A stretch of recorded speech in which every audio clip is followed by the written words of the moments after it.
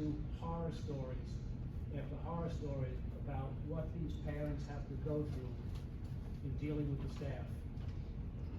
And these horror stories are told to the board, and not much has been done. The main problem with the fund is that staff has an adversarial, if not hostile, attitude towards the claimants. And as was previously said, this is the opposite of what purpose of this fund is. I started out feeling, when I heard these things, that the board maybe was somewhat oblivious to what was going on, but it has now been 6, 8, 10 months that you've heard this. You've heard all these complaints, and very rarely have you commented on them, and have taken very little action to fix them. I think, I looked at the prior minutes, and I just want to read something from the prior minutes, which I think kind of shows the attitude that this board has. Last time, there was no public comment, and somebody got up and asked, why is there no public comment?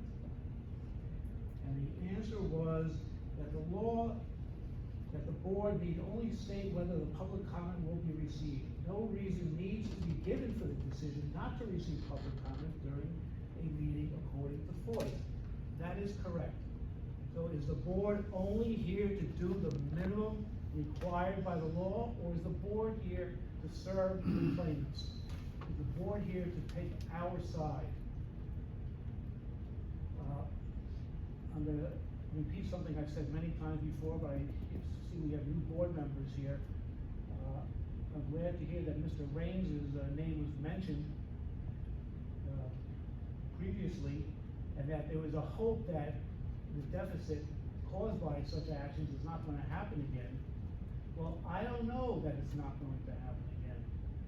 First of all, the board was asleep at the switch while he was stealing $9 million by not conducting legally required audits. I'm pleased to see that the audits are being done now, but even an audit is not going to stop somebody from stealing. If somebody is stealing here today in 2025, they're probably not going to find out about that until 2027.